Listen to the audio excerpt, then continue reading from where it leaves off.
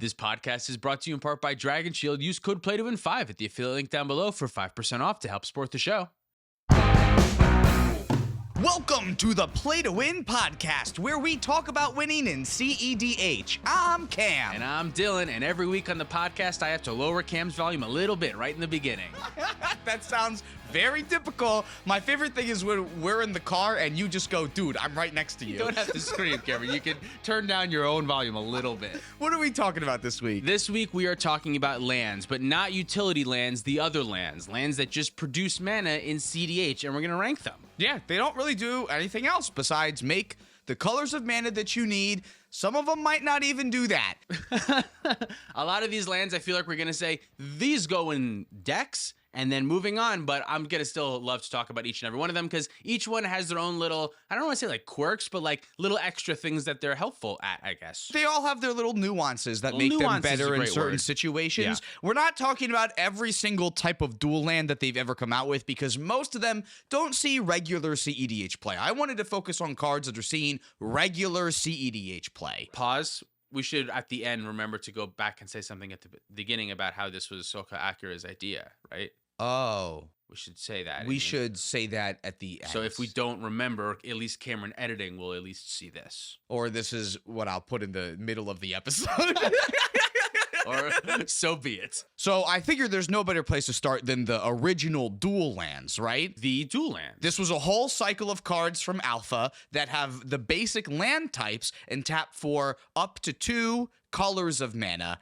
One at a time, though. No downside. All the other dual lands that have come after these have been modeled after the original dual lands, and they all have a slight thing that makes them a little bit worse. Yeah, we've all understood that these are too powerful for general magic. The main reason being, honestly, is fetch lands. Without fetch lands, the dual lands would really not be quite as powerful as they are. Like, they're still strong lands, but the fact that all of your fetch lands, which we'll probably talk about soon after this, they help you find these. So your Scalding Tarn can help you find a tropical island, and your Scalding Tarn can also help you find a bad land. So it can help you find all, we don't have to, you understand how it works, right? All your fetch lands can find you any color of mana, all 5 of them. We should talk about what the fetch lands are so that way people understand what the fuck we mean. That's a great idea. Do it in the right way, not the reverse way. So the fetch lands were lands printed in Zendikar that don't actually tap for mana. You tap them and pay a life to search your library for a land with that basic land type. So if we're talking about Verdant Catacombs, you can search for a forest land or a swamp land and put it into play. And because of the duels, basically all of these fetch lands are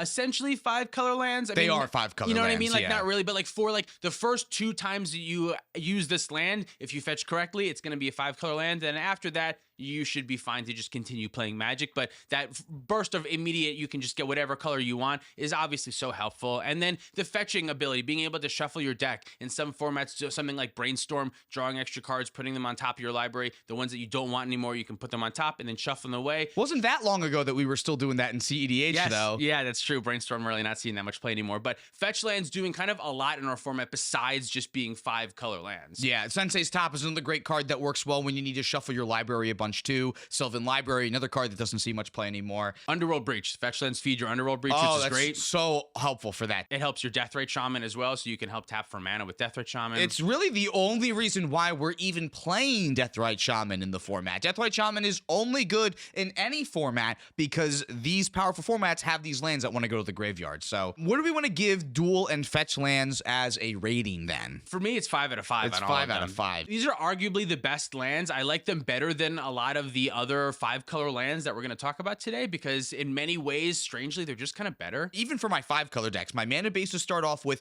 all of the dual lands that I can possibly play, and then I put in all of the Zendikar and Onslaught fetch lands that I can possibly play.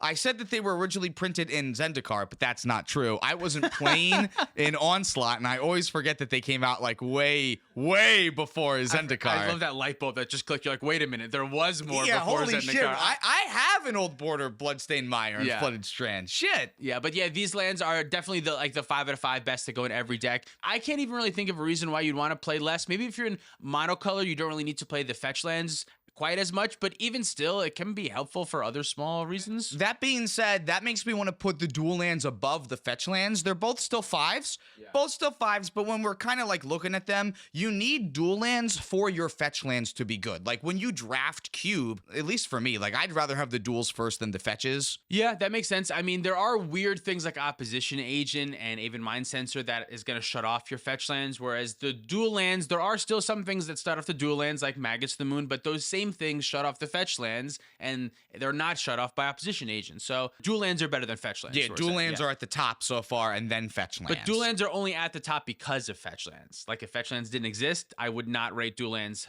this high, I don't think. But that's irrelevant because they do exist. That's ridiculous, though, because every other land that we're going to talk about is worse than dual lands, though. So, like, you would still put dual lands. You would still play them. They just wouldn't be as good.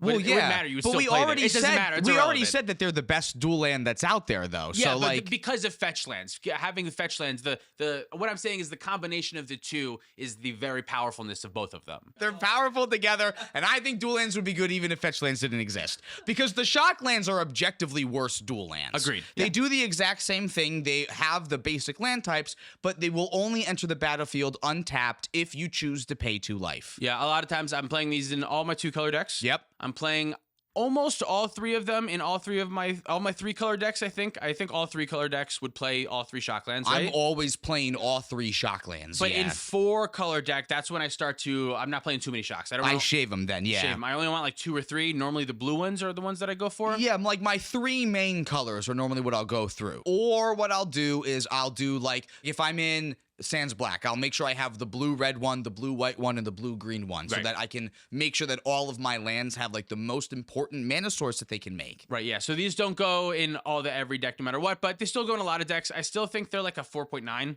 Like, yeah. The 2 life is basically irrelevant. It's a little relevant, which is why you don't play all of them always. But for the most part, the 2 life is not really going to matter. There's going to be a lot of times, even in your 3-color decks or even 4-color decks, where you're happy to have like your second copy of Tundra basically in your deck with Hallowed Fountain. So I really like them. I think 4.9 makes a lot of sense. We mentioned basic land types, so we might as well talk about the basic lands. We're talking about basic lands? Well, yeah, because they tap for mana, and you play them in cEDH. I figured we could rank these. Basic lands are awesome. They're basics, right? Yeah, I guess we could kind of rate them out of 5 because they're not a 5 out of 5, but they're good. They are good. I don't play them in every deck. No, which means that by our metrics, they can't be a 5 out of 5. Yeah, exactly. 3-color decks, I'll play a couple. In 4-color decks, normally I'm not playing any basics, though. You know what? I was doing that up until the One Ring was printed, and now my 3-color blue decks aren't playing any basics because I'm playing Manamo instead. Oh. My 4-color decks still don't play basics. Do you think that will be changed at all when the new Island Moon creature comes out? No, because my blue decks play all of the bounce spells. Okay, yes. Like that card I am significantly less afraid of than a Blood Moon effect traditionally, because I have less things in my deck that will work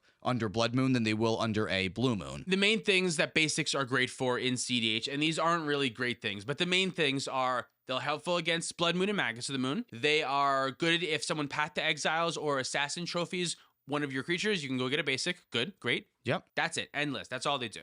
They don't do anything else besides that. They only provide 1 color of mana at a time, or ever, just the 1 color. That's a little bit lacking. They're helpful to have. They're untapped mana sources that can be really good, that don't do you any damage, which is kind of a real weird thing because most lands do you some type of damage along the way. So that's helpful. But I'm really only playing, just like I said, in the 2-color decks, some of the 3-color decks, not really the 4-color decks, and then the monocolor decks, obviously them too. Yeah, sometimes you don't want to lightning bolt yourself to get your shock land out in your 2-color deck, and you really just want to take that 1 life to fetch out your basic land. So I do like it in those. In my monocolor decks, I'm running 20, but other than that, I think these are a 3. Yeah, 3. Interesting. Yeah, give them a 3. Basics are a 3. Basics are a 3, yeah. We're going to move on to the Battle Bond lands. These lands do not have the basic land types, but they will come into play untapped if you have 2 or more opponents. Which is most of the time, especially in cEDH, you're really only killing everyone at once most of the time, so it's very rare that you're not going to have that opponent. They're basically just untapped dual lands. Exactly. I love these lands. I don't know about you, but I love them. Yeah, I think they're great. I think they're just under shock lands, though, for me. Because of fetch lands, shock lands have the ability to be much more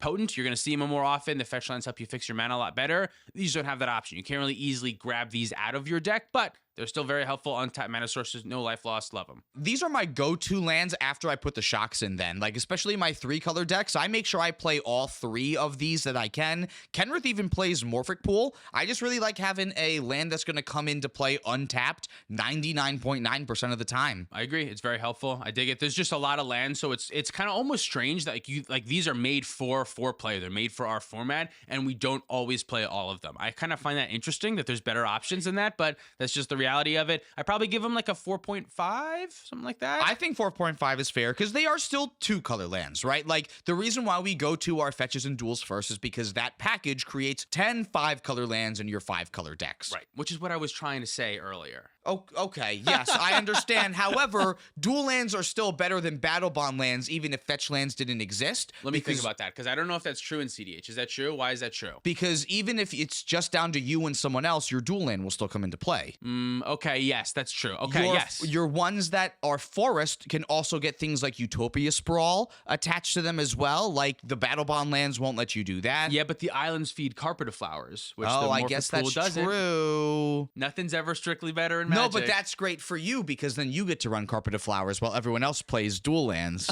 Sure. Fair enough. We're not in that world. We're in this world. And in this world, I give these lands a 4.5. A 4.5, yeah. Let's move on to the fast lands. Fast lands are lands that come into play untapped if you control 3 or fewer lands when this comes into play. So if this is your 3rd land, it will come into play untapped. Or your 2nd land. It will come into play untapped. And then even your 1st land. Correct. These were first in Mirrodin? Yeah, right? there were only 5 of them in Mirrodin, I believe. Yeah, I love these lands, but they don't see quite as much play anymore. Some decks I'll still play 1 or 2. My fast decks, like if I'm trying to turbo out a win really early, and if I'm playing like maybe 27 lands or less, I really love them. I think you also have to be playing 2-color to be able to play these. I don't think 3-color decks. I don't think Roxai is ever going to be interested in any of these fast lands. No? I don't think so. I don't play any in my Fast Grixis list. That's interesting because those are the decks that play 23 lands. Like, I feel like it's always going to come into play untapped. Yes, but like there's 23 lands. Like, oh, you just don't have enough. Like, there's the shocks, the fetches, the duels. That's it. There's no more That's space. it. You don't have Yeah, more I guess space. that's true. There's Yeah, just yeah. like not enough room. But like the 2-color decks are kind of hungry for more duels because you don't have as wide of array of fetches and shocks and stuff. Yeah, I think that makes sense. So like Atali, you played in the Atali. You played I actually don't play it in Atali. Copperline Gorge. No? Copperline Gorge Really? is not in Atali. Why no. not? I just shaved it down to 27 lands. I was higher than 27 lands before, so I didn't necessarily think it was something that I wanted. Interesting. So in your very fast 2-color deck, you're not even playing it. I'm not even playing it. So maybe these lands suck. Maybe these lands are as bad as people say they are, and we just think that they're cool because they were in standard when we started playing. This nostalgia. When I had to do the Blackleaf Cliffs for Jund, nostalgia. Yeah. Oh, These and I lands love they're so Blackleaf cool. Cliffs and They're the other best. formats. Oh my god, they're so So cool. these lands get a 5.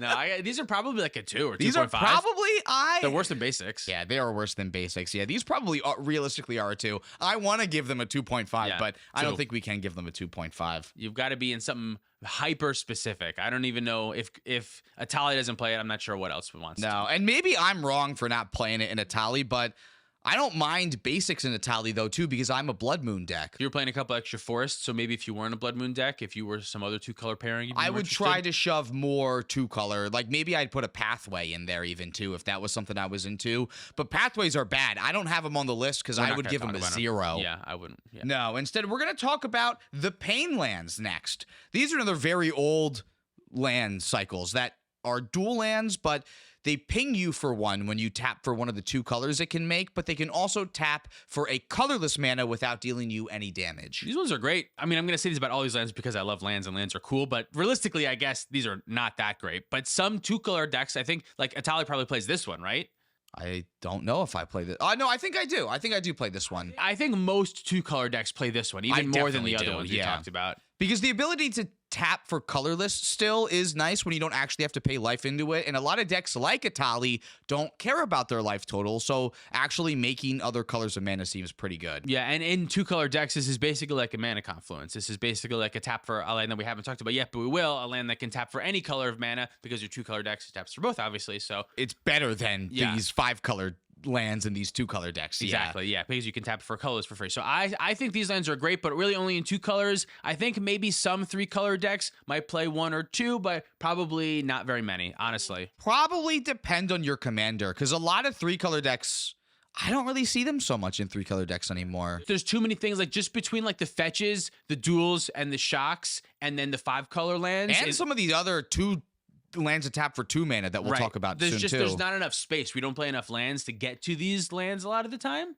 No, there's like always something else that I would want, and like other utility lands that are on this other podcast and the link in the description. Yeah, so I think honestly these probably only go in some 2-color decks, which means their rating is probably somewhere around a 2. Right? Probably a 2. I mean, I put these in all my 2-color decks now just because I want to make sure that I have enough dual sources here, but I'm excluding them from all 3-color decks and up. Right, 2 it is. The Horizon lands are next. Now, we actually talked about these in the utility lands podcast, but they do a little bit more than just tap for mana, but they're mainly in your deck to tap for mana, so we're including them here. They're more pain lands. They're more pain but lands. better than pain lands. Because they can draw a card by tapping 1 and sacrificing it, yes. Which is what they do. However, they don't. Got there. Yeah, we got there. However, they don't give you the opportunity to tap for a colorless mana, so every time you use them for mana, you have to take the damage. Yeah, nothing in Magic is a fair comparison, exactly. These ones are still about the same. I probably play them in similar decks, but I like these ones a little bit more, obviously, because of the draw. What do we give the last? Oh, and a 2, so this is probably like a 2.5? These are a 2.5. Are they worse than basics? I think I like basics more than these. I put basics into my 3-color decks before I'm putting the Horizon lands into my 3-color decks. I agree with that. That's true. And they're better than fast lands? Yep, that's also true. Yeah, better than fast lands. Yeah, but pain lands are better than fast lands, right? But pain lands are better than fast lands, right? Obviously. Okay. Obviously. We are crushing through this list so far. The next land type we're going to talk about then are Surveil Lands. These are like brand new, but they have the basic land types and they enter the battlefield tapped. They're forced to do that. But when they enter the battlefield, you do get to surveil one. I love these. I just put 1 in each of my decks. So I got 1 in Atraxa, the blue-green one, Hedge Maze, I think. Yep, that's it. 1 in Blood Pod, the green-white one. That's enough description. Move past Temple, it. Surveil Land. It's on the Probably screen. something with Temple. I don't know. And then in my Grixis deck, I put the blue-black one, Underwater City or something like that, whatever it is. That sounds correct. So far, I haven't played them a bunch in cEDH, but I have had times before I put them in the deck where I said, man, I really wish I had one of these Surveil Lands at this time. So I'm looking forward to actually getting into action. But from what I've seen from a lot of other cEDH pilots, they seem to like them. It seems like these are good cards. It's been amazing in Atali. Like, Yeah. I've said this before on the show, but like my theory originally about how when Atali runs out of gas, you want to make sure you're finding something else, and this is an easy, free way to do that. That all has stood the test of time. So I've loved it in there. I haven't tried it in any of my 3+ color decks yet. Admittedly, I haven't built any 3+ color decks yet, but I haven't put it in Kenrith. I don't know if I can justify room in my 5-color deck for it. I am a little bit nervous in Atraxa for having a tap land, but honestly, a lot of times in the first couple turns of the game, Atraxa is like developing mana, but I also end up having to leave mana up because I want to be able to have the possibility of holding up removal because I want to stay alive. So I have to hold up a Swords to Plowshare, but if nothing happens,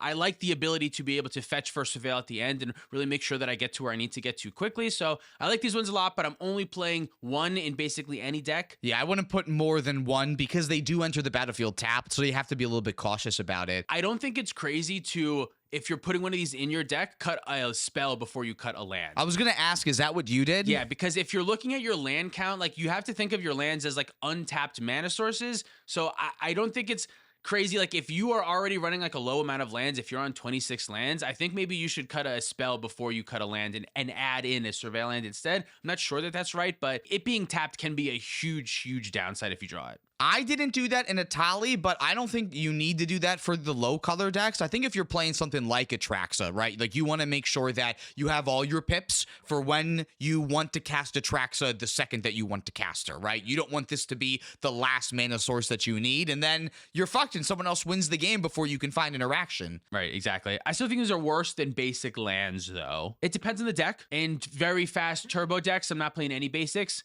but in slow 3-color decks, I'm playing 2 to 3 basics. I just put a Marnius list together on my Mox field, and I didn't include any Surveil Lands in there. But you did have basics. I need to double check about basics too, because I think that Marnius list is following my new rule of, because I play Manamo and Otawara, I don't really want many other lands that are only tapping for one color of mana. And if you were to put a basic, it'd probably be an island so that you can like use the bounce Chain spell. of Vapor, right? Like the reason why I would need to do something like that. So that's like something to mention when you're playing a basics about which basics to play. You kind of have to think about like what's your reasoning for basics, and a lot of times the reasoning might be to get around a Magus the Moon or something like that. So you want your either island for a Chain of Vapor or your forest for Nature's Claim so that you can get rid of the Blood Moon or something like that. Like a mountain for your dockside extortionist to make the colors of mana that you need. I don't think you need mountain for that reason, because your lands can probably just tap for red due to the Magus of the Moon. Well, not with the new one coming. That's true. Not with the new one coming. Yeah. Yeah, I think that's a good point to add about basics. There are no basics in this Marnius list I put together over None here. For either. I still think these are a 2.9. As of right now, they're just under basics, which I think are a 3. I still think I like basics more. Untapped lands are great, but I could be wrong about this soon. The fact that these Surveil Lands also turn all of your top deck tutors into entombs when you need them to be is pretty great. If you need your vampiric tutor to put Razaketh into your graveyard, you can put it on top, Surveil it into the graveyard. That can be really helpful if you already have the reanimation spell in your hand. So stuff like that's going to be huge. I really like that a lot. I'm looking forward to playing with these cards more, for sure. Me too. I think they have a lot of room to grow in the format. All right, we're going to move on to a category of lands called Soul Lands. So these we're going to have to talk about a little bit more individually because they all operate a little bit differently, but we're going to dive in with Ancient Tomb first. Ancient Tomb is great. I think it goes in most decks. The 2 life is negligible. What does it do? Sorry. It's okay. It's a land that taps for 2 colorless, and when it does, it deals you 2 damage. The life is relevant. It's going to come up, but it's worth it. Mana is worth life. That's a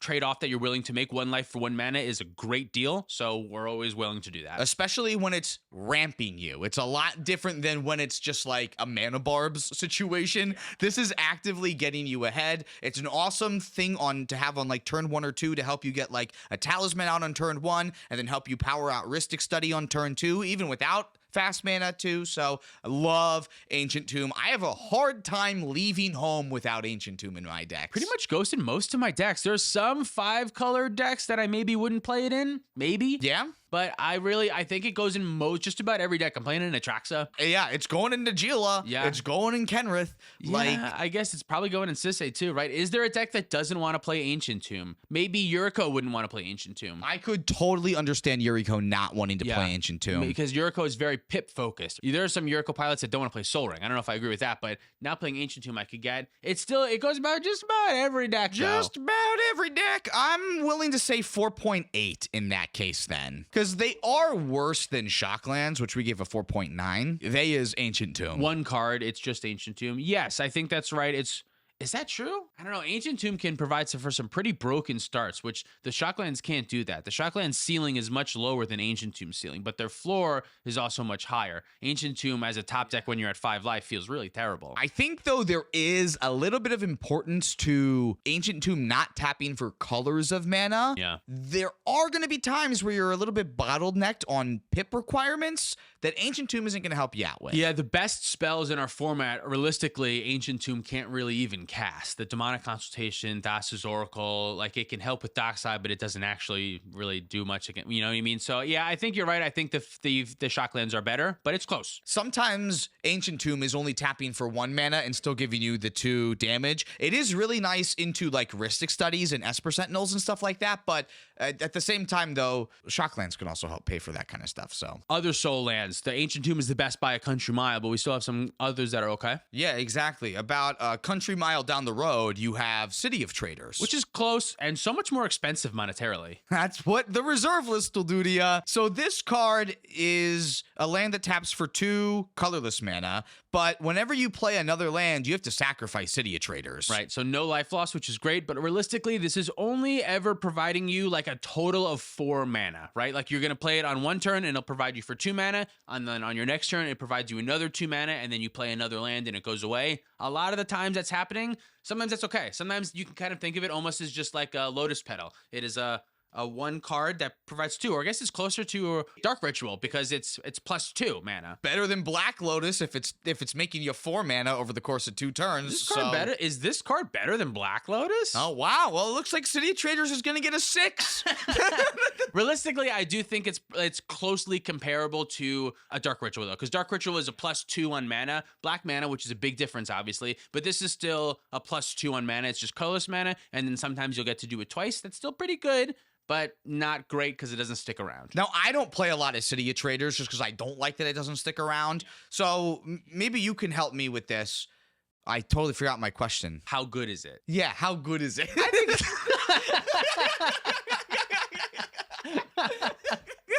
I think it's probably strangely worse than a basic land. Okay. But I do think the Turbo Grixis decks really like it. I do think the decks that are all in, the Turbo 2-color decks, really like it. I think if you're really fast, if you're all in on the quick stuff, you're really going to like it. These are, let me think, worse than Surveil Lands? I would give you that because I'm not really putting it in any of my decks. It seems really good if you're playing Underworld Breach. Yeah. Like if you want to make a lot of mana and then Underworld Breach, this seems really good for that. Very true. The sacrifice just helps feed your breach, which is great. But this really only goes in the fast decks, whereas the Surveil Lands can kind of find a home in the very fast decks and in the very slow decks. So maybe Surveil Lands are better. Yeah, I would say they're a little bit better. Are they better than the Horizon Lands? Is City of Traders stronger than having something like Fiery Islet in your deck? That's another close one. That probably depends on your deck. Depends on your deck a ton. Niv Mizzet does not really care about these soul lands at all. No, but Niv Mizzet will eat up Fiery Islet because it needs pip-specific things. Whereas like Kraken Sakashima, I'm not even sure if Kraken Sakashima plays this card, but I got to imagine they do. They have the things that untap lands when they want to copy stuff. Like City of Traders has got to be helpful in that deck, right? Especially if you're trying to turbo out 2 commanders pretty have quick. A lot of generic in their pips. This has got to be right there. So I would play it. Is this better than those lands? Drawing a card is so great. It's so helpful. But how often are you really drawing a card? You're in a bad spot when you're drawing a card, right? It's a move of a desperate person. If you're drawing a card with that land, you're in a bad spot. Because you already don't have many lands in cEDH, so if you're getting rid of one to do something... Yeah, so I think this is better than the draw lands. What if we gave him a 2.7 and put him in between the Surveil Lands and these Horizon Lands? 2.7 sounds great. I think that's exactly where this card belongs. In some decks, it's going to be awesome, and it's going to feel so weird to give it a 2.7 because in those turbo decks, it's exactly what you need, but doesn't see play in enough decks. Not enough decks can really do enough with it. We got to look at this thing from the format as a whole and not from the scope of a Rogsai player. Exactly. Yeah, so now we're going to talk about Crystal Vein. Who's Crystal Vein? The worst of the bunch, if you ask me. Oh, yeah. Here's Crystal Vein. It taps for a colorless mana, and you can also tap and sack it to add 2 colorless mana to your mana pool. So kind of interesting that you don't have to get rid of it, but you can get rid of it. So a little bit weirdly comparable to City of Traders. This one's really only seeing play in, what, like the big mana 1-color decks? Probably, like in Urza or something like that even. I'm thinking Godo is the first one that comes to mind. Yeah, definitely Godo. If you need to reach a specific amount of mana, but even then, like, I don't want it in a Tali, so... I'm not playing in, like, the Fast Grixis list that I'm playing either, so... This is worse than the Fast Lands of the Pain Lands, right? Worse than Fast Lands and the Pain Lands, right? Yeah, I think so. Like, in a colorless deck, this land's awesome, but who fucking cares? Because we can't really play colors very much. Whereas the other lands see play in kind of like a broader style of decks. This one is very, very specific, but in the decks that can use it, that 2 mana is great, obviously. It's still the same thing like we said before. It's still a +2 on mana. It's the equivalent of a Dark Ritual, weirdly. I want to give it a 1.99. That's it. That's what it is. 1.99. Repeating or just 1.99 specifically? No, it ends after the 100th. Yeah. All right, so now all the other lands we're going to talk about today are 5-color lands. Well, yeah, we're saving the meat for the end. Yeah, Not this the is end. the... Are we in the middle or the end right now? We're halfway. Halfway. Halftime. Starting the third quarter. Starting the third quarter. Yeah. Sixers lost. I'm sorry to hear that. It's all right. Did you know that the New York Knicks begins with a K? Yes. Whose fucking idea was that? Some idiot. The New York Knicks. Is this like a character like the guy who like is first understanding how English language works? I didn't understand. I mean, I thought like there were a bunch of Nicholases were running around on the field. And no, yeah, that's not it at all. That's not it at all. I think there was a commercial that had something about that. A bunch of like Knicks or something. What are we talking about? I don't know. Let's talk about Gemstone Caverns. Gemstone Caverns. If Gemstone Caverns is in your opening hand and you're not the starting player, you may begin the game with Gemstone Caverns on the battlefield with a luck counter on it. If you do, exile a card from your hand. You can tap it for a colorless mana, but if it has a luck counter on it, instead add 1 mana of any color, and it's also legendary. Legendary has tripped me up when I went to Modern. I said, oh, I can't put 2 of these in play. That's a mistake. This card's great, though. I think most cEDH decks play it because speed is just so powerful. Getting to go on the draw is what's going to happen a lot of the time in a 4-player game. There's just a 75% chance you'll be on the draw, and this will turn on all those times, which is really great. The card disadvantage does kind of stink, but in most decks, what you're playing with that mana early on is probably going to be some type of card advantage, so you're gaining back that advantage pretty quickly in an ideal world. We already play a lot of mana acceleration that is card disadvantage, like Chrome Mox and Mox Diamond, and having a free one that sometimes is going to be absolutely busted and let you go first when you weren't actually supposed to go first. It's super incredible. Like, this is what allows you to vamp tutor when you're not supposed to vamp tutor. It lets you have interaction for people when they're trying to do a busted turn 1 thing. Like, someone keeps a hand and they go, oh, I'm on the play and I'm going to wheel on turn 1. Like, you're the only player that can actually take advantage of that then, too. Yeah, I completely agree. I think it's probably strangely close on power level to Mox Diamond and Chrome Mox. It's a little bit under because it only is in that free super crazy mode just in the beginning of the game, where those cards are in free super crazy mode as the game goes on, but it's still close in power level and it's going to feel similar a decent amount of the time. I think the only thing that makes this worse than those other 2 cards is when you do draw it later, it doesn't still have its effect. So if you draw it in like a massive ad nauseum cards, you don't have something else that you can pitch. But that being said, this is still going to be like, still going to be a 5 though, because Absolutely. Every cEDH deck should be playing this. I think so. Yeah, it's still an untapped land when you draw it late and it's bad, and even if it taps for just a colorless, like, that can still be helpful. When you top deck a Mox Diamond and you have no lands in your hand, it's nothing. There are situations where this is going to be like a fine draw. All you needed was 1 more mana anyway, and this was that land. Yeah, I agree. 5 out of 5. It's going to see play in almost all cEDH decks. There might be, if you were on like super slow turbo blue control and you really don't want the card disadvantage, maybe. And even then, you don't have to reveal this as a pregame effect. So if you don't want to discard the card, just keep it in your hand. Right. I gotta think this goes in just about every deck. So yeah, 5 out of 5. What are the other 5s that we have right now? Just duels? So I think it's worse than duels and fetches still. Yes. But it's better than shocklands because shocklands aren't 5s. I agree. While we're on the topic of gemstones, we're going to talk about caverns next, which is the other one. I don't know why I get No, we just talked about caverns. This one's mine then. This one's Gemstone Mine. Well, it's all of ours. We all have access to this one. No, it's my gemstone. It's mine. Gemstone Mine is a land that enters the battlefield with 3 mining counters.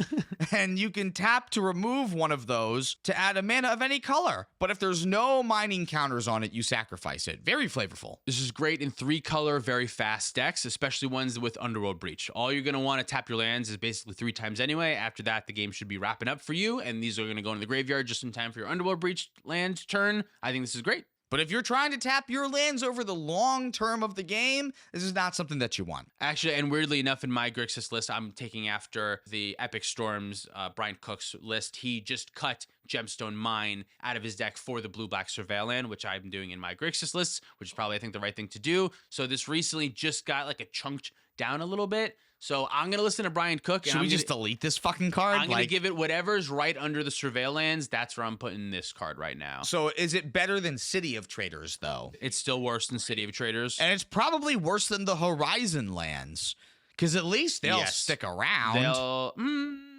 Yes, most of the time. Your mana is already like so close to perfect. Those Horizon Lands are only going to be in 3-color decks, so this providing 3 versus 2 is not a big enough jump for it to die after 3 taps, whereas the draw is more helpful than that. Like, it dying is going to come up more than the life loss that you'll get from the other land, I think. So it's worse is what I'm trying to say. Yeah. Is it better than the Pain and Fast Lands, though? Right around there, I want to say. I think it's better than both of them. Okay.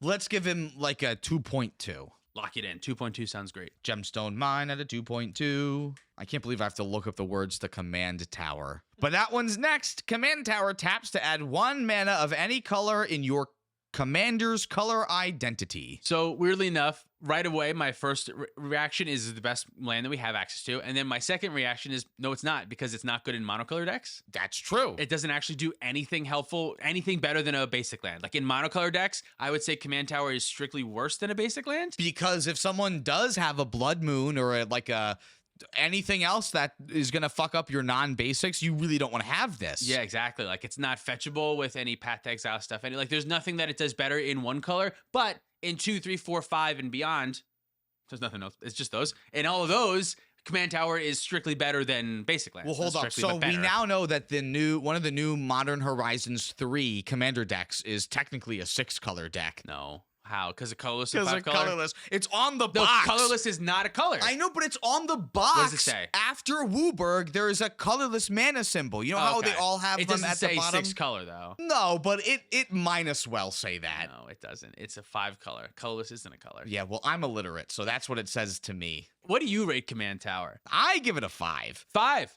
Well, I guess it's not seen play in every deck, Doesn't but see it play in the every deck. monocolor decks aren't playing dual lands or really any of the other lands that we gave Monocolor fives decks, to. monocolor decks might play fetch lands. Some of them still. Blue ones definitely. Some of them might, but since Opposition Agent came out, they do that a lot less frequently now, though. I have noticed that. Like, if they don't play something that's worth shuffling their library for, like a top or like a Brainstorm, so, like, it's really only Urza that would, like, actively want fetches. Like, Magda didn't play any fetches. And Magda plays so many other utility lands that go along with it, too, because, like, so much stuff is very synergistic. So this is definitely better than Ancient Tomb. It's better than Ancient Tomb, and it's better than the Shocklands. It's better than the Shocklands? I want this before Shocklands in my 2+ color decks. You don't want either of them in your 1 color deck. So yes, I agree. Okay. But it's better than fetch lands? I don't know. I have a hard time saying that anything's better than the whole fetch land, dual land thing, but like this can't get blown out by Opposition Agent, and it's always going to tap for whatever colors you need, as opposed to technically being a 5-color land, but isn't actually a 5-color land because it's only tapping for 2 things after you find the land. Right. The things that Command Tower gets shut off by are really just Magus of the Moon, Blood Moon, which don't see a ton of play, whereas fetch lands do get shut off by Opposition Agent and a couple other things. Dauthi Voidwalker can even stop the going to the graveyard part of the card, which is kind of like a pull to it a lot of the time. The only downside about Command Tower is that you can't fetch it. Right, you can't fetch, which is kind of huge, but the fetching ability is really only good because it allows you to imitate Command Tower, right? That's why the fetching is good. It allows it to pretend to be a 5-color land, which Right. Command Tower already is. Okay, so Command Tower is the best land. It's the best land. I've come around. It's a 5 out of 5, and it's the best land. It's better than the duels. I think I'm on board with Yep. that, yeah, Okay. too. Yeah. And I'm still not wrong about what I said about the dual lands earlier, because Command Tower taps for more than 2 colors of mana. Just want to emphasize, I'm still not wrong. I'm still not wrong. I've yet to be wrong, so... All right, let's talk about Mana Confluence, which is so close to being just as good. But this one makes you pay a life when you tap it for a mana of any color. Should we talk about City of Brass in the same breath, or are they different enough? There are some differences, but we are going to talk about the differences a lot when we talk about them. So let's bring up City of Brass, too. It's the only real way to talk about this card is comparison to its little brother. Exactly, yeah. Well, City of Brass is... The older brother, technically. It is the older brother, but the older brother's worse. Maybe that's still relevant. So, City of Brass taps for 1 mana of any color. However, it has a separate triggered ability that says whenever it's tapped, it deals you 1 damage. Which, so noticeable, City of Brass is better, though, right? Because it's a trigger that you can respond to. And this also allows you to tap... Oh, I see what you mean. No, because Mana Confluence, you can tap with things like Urborg and Yavimaya and then not have to take the damage. Yes, okay, but this one, if you're at 1, you can tap it and in response to the trigger, use the mana because it's a mana ability to do something and continue to win. I think the thing that I said is more relevant, so I think that makes Mana Confluence better, but I'm high on that never being wrong right now. So okay, what I about think the that's 1 right. ring? If the 1 ring gives you protection, City of Brass won't do the damage. For that 1 turn? Right. Yeah. All right. That is is that something. City of Brass? Yeah, it does That is damage City of to you. Brass. Yeah, City of Brass damage, whereas Mana Confluence is life loss. Yeah, because Mana Confluence, you have to pay life to do it. Mana Confluence is shut off by the pig. That's true, and Yasharn does not shut off City of Brass. And I guess there's not really a lot of ways in cEDH for people to tap down your other lands. Basically, no ways, I would say. I can't think of a one. Tango Wire, I thought of one. Okay, But sure. you can choose not to do that. Like, okay. That's what, like, the Rashadan Port type effects are what makes City of Brass liable in, like, Cube instead. My gut reaction is City of Brass is better. You think Mana Confluence is better? I think Mana Confluence is better. I mean, they're going to get the same rating. We got to get them the same rating then, because I guess. you're putting them in the same deck. What do you think? I'm curious as to what people who are listening and watching think. We already did a poll on Twitter about this. We did a poll on Twitter about this. I don't agree with the results, but they're on the screen right now. Oh, and the results said that I was right. The results said that you were right. Sounds like Mana Confluence is better. Yeah. Yeah. I think that's what the results said. All right. Are they both 5s? No, because I actually wasn't playing them in Blue Farm. Okay. Either of them. No. The life loss is something. There's going to be times where, like, you actually want to look out for it. But, like, in my 3-color decks that are playing ad nauseam, I want them. But by the time I'm in, like, 4 5-color ad nauseam decks, I can kind of get it because you have so many good land options that you're not worried about your colors anyway. I play both in Atraxa. I play both in Blood Pod because those are slower, grindier 4-color decks where I don't care about the life loss. I'm not playing any ad nauseam or big chunks or anything like that. But then in my Francisco Crom Turbo Grixis list, what was the land I'm talking about? We're talking about Mana Confluence and City of Brass. Thanks. In my Francisco Crom deck, I'm only playing one of them because the ad nauseam, the life loss is relevant, so I really want one of those lands. It is kind of funny. Like, they are very powerful, but, like, if you are playing one of the best things in cEDH, one of the most powerful things in cEDH, you actively don't want them. They're not really needed. So are they 4.5s, or are they, like, they're a little bit better than 4.5, though? These are better than Battle Bond lands. 4.6, I would say 4.6. And they're worse than Ancient Tomb. Yeah, the explosiveness of Ancient Tomb is still more valuable. So I think that 4.6s for both Mana Confluence and City of Brass is going to be what we're doing. Yeah, I agree. All right, our next land is Exotic Orchard. This land taps for a mana of any color that an opponent's land can tap for. I don't love this one, but the math tells me I'm wrong. There's just so often that it's going to tap for whatever color you want between the amount of opponents that you have and the amount of lands that they're playing and the command towers and everything else. For me, I don't love that this is on turn 1, not anything. That kind of stinks. In the early stages of the game, this can be hard to rely on because sometimes you go right after the Selesnya player and you don't care about green-white at all, and that can really be a big downer.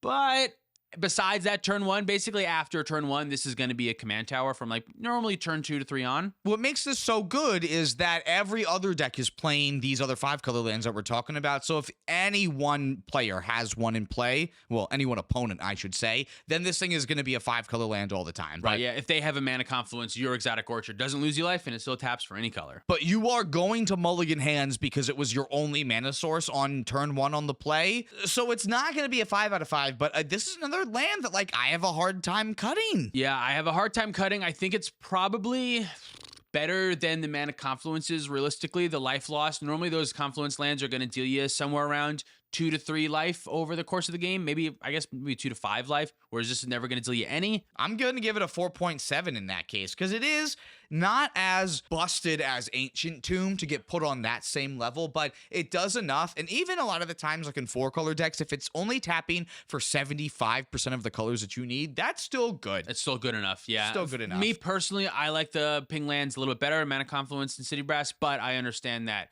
I think I'm wrong there. Realistically, yeah, it's probably closer to like the same level as Mana Confluence and City of Brass, but the life loss is so negligible, right? It's so negligible. And they're always on. They're always exactly what you want them to be. Exotic Orchard can kick you in the ass. Those cards can very rarely. I'm calling an audible. It's going to get a 4.6, and it's going below Mana Confluence and City of Brass. Fuck yeah, let's go. Let's go. It's our fucking show. We can say whatever the hell we want. We can say whatever the hell we want.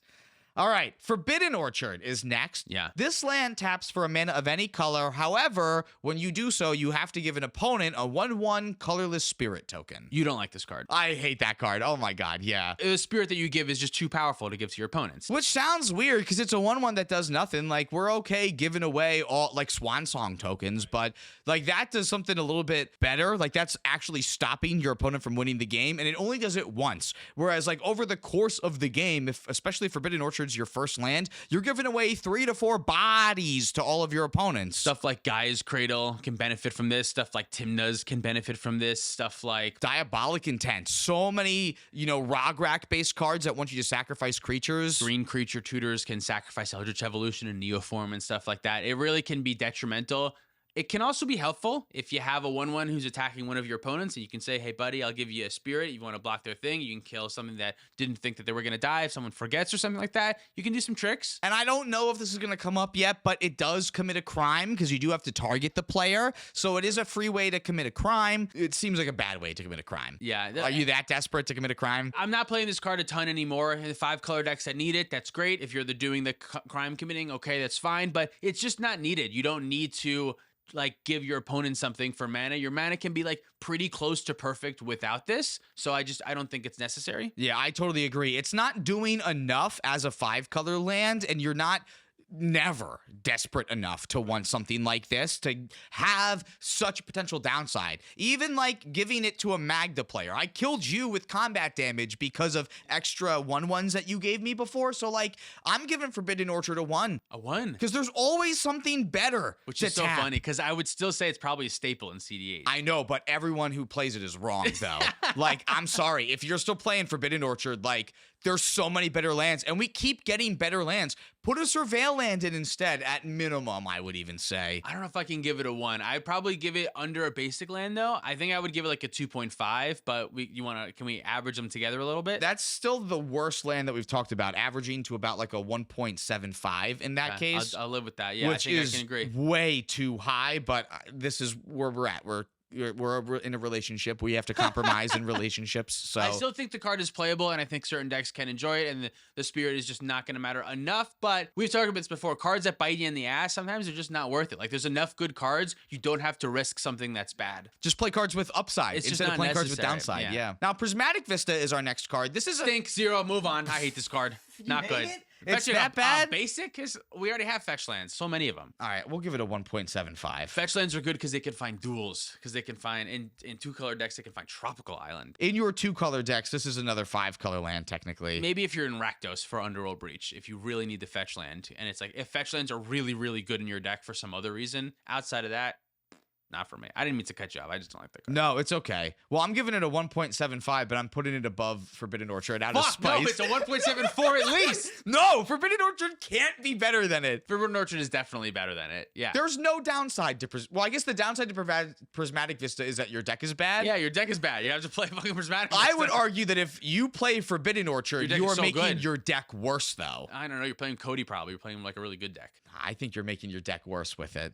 All right, we're going to agree to disagree on this because I could go tit for tat all day on this, but we're going to move on to Spire of Industry. This one is a little underrated, I think. I think so too, yeah. So Spire of Industry taps for a colorless mana, but you can also tap it and pay a life to add 1 mana of any color only if you control an artifact, though. So this is oftentimes going to look like a mana confluence, except with the ability to also tap for a colorless mana at no life loss, which is pretty good. Now, you're not always going to be able to tap it for the mana of any color, but it's nice that you still have the option to make mana with it when you can't. A lot of times, like if you're playing Mox Opal, if you're that type of deck that's going to have that many artifacts, I think you should be highly considering Spire of Industry. Yeah, I agree. I definitely don't play this card as much as I should. I'm in the same kind of boat. Like there's so many tough slots, but sometimes this can be better than a card that we gave, what, a 4.8? Ancient Tomb? No, Mana Confluence? Oh, we gave that a 4.6. 4.6, right? 4.6. It can sometimes be better than that. Oftentimes, it'll be worse. I wouldn't say often, but maybe 20%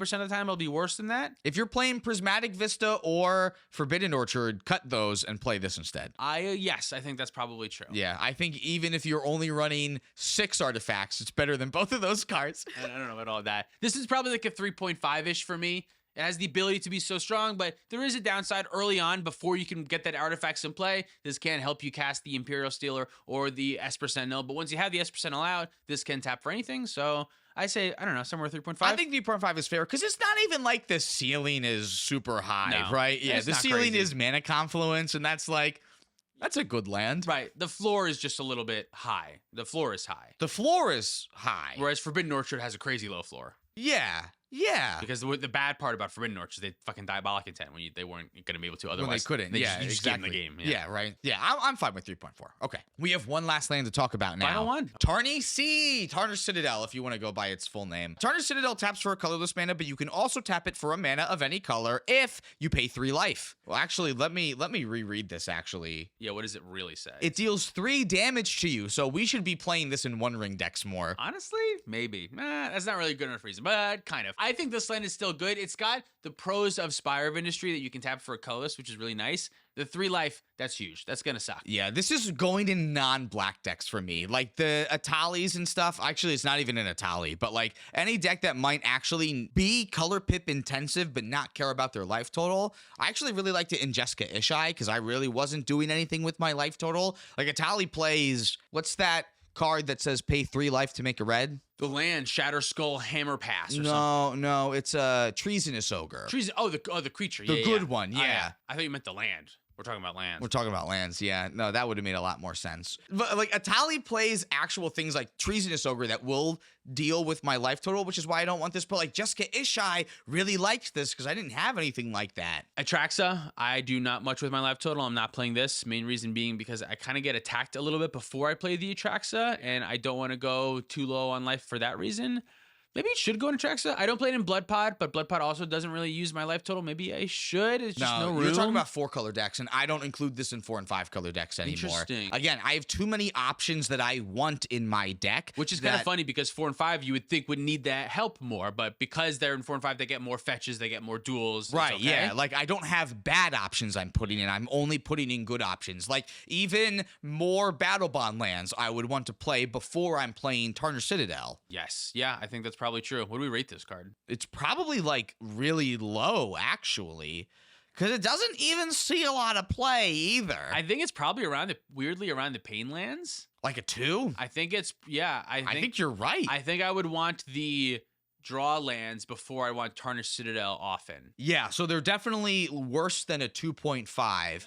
Is it better than Gemstone Mine? No, it's worse. Gemstone Mine's worse? No, Gemstone Mine's better. It's worse than Gemstone Mine. It's worse than Gemstone Mine. So was it like a 2.1 then? Fallen from favor. This used to be such a powerful card in cEDH. And still in the right deck, it can be fine. But we've also gotten a lot options.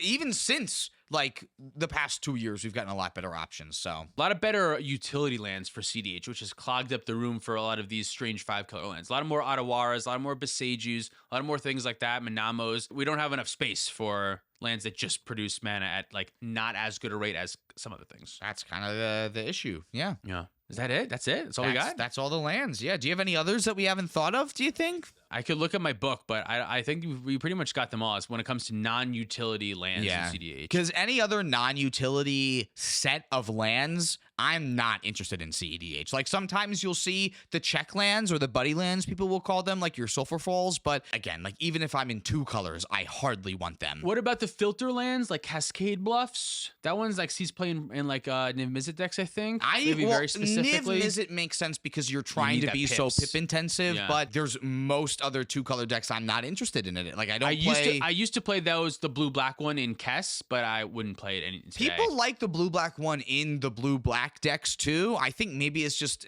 easier to cast fast as Oracle if you have too much black mana, I guess. But like I'm always heavily leaning on blue mana in my 2-color blue decks anyway, so I don't know. There's a couple other weird ones where some of the blue-black decks will play some strange ones, but overall I don't think most of them are necessary or relevant. Do you want to go over the whole list? Let's do it. All right, so the worst land we talked about today is Forbidden Orchard, and there's no errata in that. That came in at a 1.75, and so did Prismatic Vista, coming in at a 1.75. Crystal Vein came in at a 1.99. The fast lands, like Seacrum Coast, came in at a 2. Pain lands, like Caves of Quelos, came in at a 2. Tarner Citadel came in at a 2.1. Gemstone Mine is a 2.2. The Horizon lands, like Nurturing Peatland, is a 2.5. This is a fun little mini game, trying to see which names I can remember. City of Traders came in at a 2.7. The Surveil Lands, like Hedge Maze, came in at a 2.9. The Basic Lands, like Island, came in at a 3. Spire of Industries, a 3.5. The Battle Bond lands, such as Morphic Pool, came in at a 4.5. Exotic Orchard, City of Brass, and then Mana Confluence all got 4.6s. Ancient Tomb came in at a 4.8. Wow. Shocklands, like Stomping Grounds, came in at a 4.9. Gemstone Caverns is a 5. The Fetch Lands, like Flooded Strands, is also a 5. The Dual Lands, like Taiga, are a 5. But our best land in cEDH is Command Tower. I love it. I think I agree with just about all of this list. I think so too. Listening back, I want to say the ping lands, the pain lands, like Cave of Corlos, should be a little bit higher, but it's fine. It's still good. It's pretty close. It's close enough. Thanks so much for watching. If you want to support us directly, you can do so on Patreon, like our $100 patrons. James Carnegie, Gecko21, Caleb Ritchie, Zach Hartley, Kajo Alex, Sean in the Ice, Mark Cirillo, SoCal Acura, Stormageddon, Luke Cook, Demon of Rosgrees, Peter Stewart, Uncle Butts, Nick Foles, Goat09, Kwaja A. Hamid, Lauren Connell, and Baby G-Bus. If you want to pick up any of our merch, you can do that at playtowinmtg.com. Big thank you to Dragon Shield for supporting the show. Use our affiliate linking code PlayToWin5 for 5% off your orders there. Follow us on TikTok, Twitter, and Instagram for more content. Thank you so much for watching. See you next time. These are the $50 patrons. Their names are Jacob Bowler, Luca Bressold, Big Mike, Nicholas Boulder, Reactive, Tyler Watson, Brian Barrington, Zachary Colson, Tyler H, X Tyler the Tree X, Mawcraft, Driving Crooner, Jabaha, Mace the Ace, Dalton Poteet, Hobo Ghost, Justin, Man Solo, Pedro, Jacob Depp, Michael Below, Jan Wildfang, Thomas Bueno, and David Nelson. Look at your man. Now back to me. Now look at your man. Now back to me. So how are you going to be when you're looking at me? Sadly, that man isn't me. But he could be with Old Spice body wash. You rattle into that so effortlessly.